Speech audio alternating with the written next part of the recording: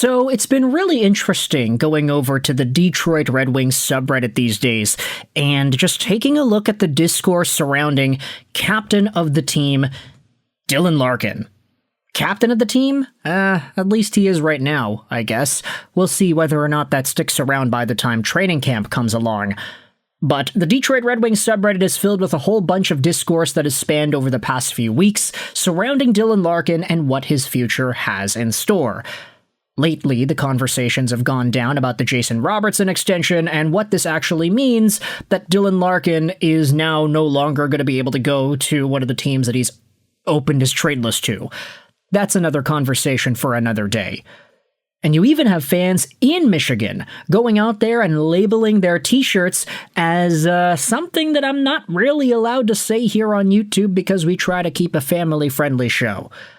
But this was spotted in the wild this weekend.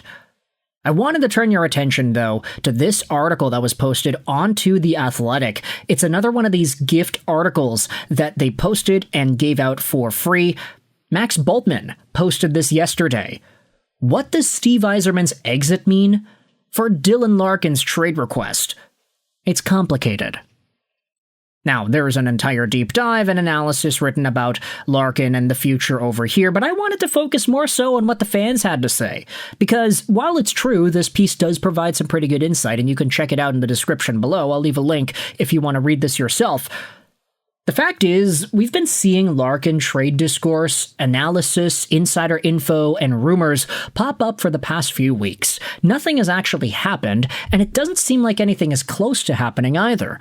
With the reports that Larkin's trade list was extraordinarily small, to other reports that Steve Yzerman was not going to trade this guy just for the sake of trading this guy. He would only wanted to have made a trade that actually improved the team. And that would be pretty hard when you have such a small list of teams to work with. Now Yzerman is out.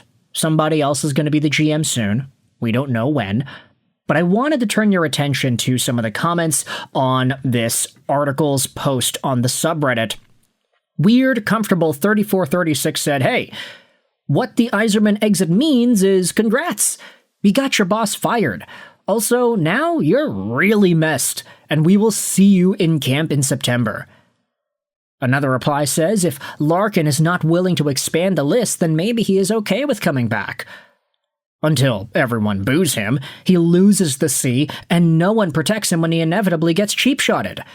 Then maybe he expands his list. Now, this is the comment that I wanted to turn to that kind of inspired this entire video.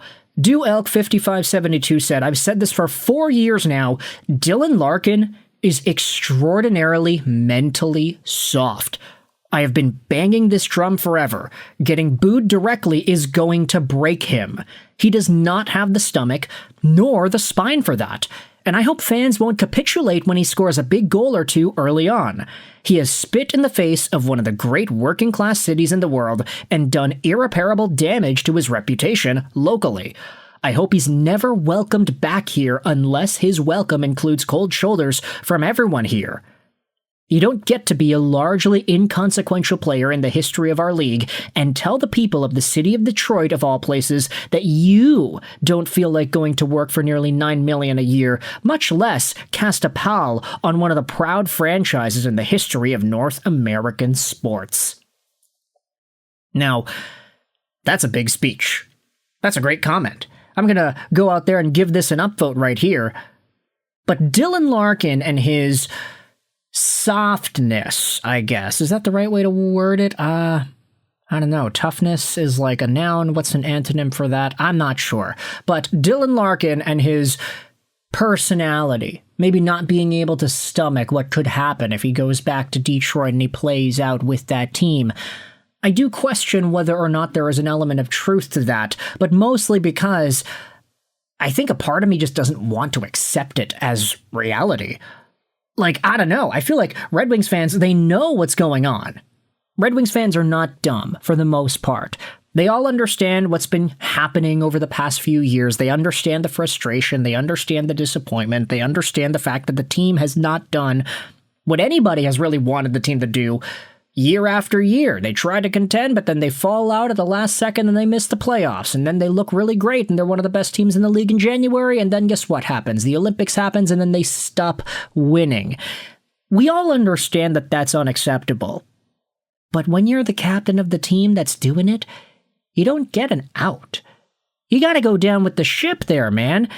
If you decide that you just don't want to be a part of your childhood team, if you decide that for a year you're just going to ghost the GM, one of the most legendary Red Wings of all time, by the way, and you're just going to waltz your way out and say, I only want to go to 4 of the best teams in the league, then obviously there is a spineless nature to the way you're doing your business, and you're only setting yourself up to get booed to hell by the Detroit Red Wings fan base when you return to that building, whether you're a part of the Red Wings organization or not.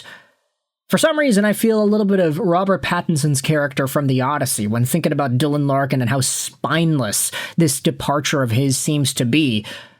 But other than that, this is a really bold way to talk about it. This is a guy whom, for 4 years, Duelk was saying, yeah, he's soft, banging this drum forever. He's going to get booed, and it's going to break him. He doesn't have the stomach for that. He doesn't have the spine for that. Maybe at that point, then he will expand his trade list and be like, okay, I just want to get out of here. I don't want to play in Detroit anymore. I'm going to take my ball, and I'm going to go home. Now wait, he's from Michigan, right? Never mind. Let's read some of the other comments on this post on the subreddit. We need something to actually happen. I can't handle another one of these speculation articles. I think this is Larkin's play. Wear him down so they're tired of dragging it out while he's on partying in South Beach with his buddies looking like he hasn't lifted a weight in his life.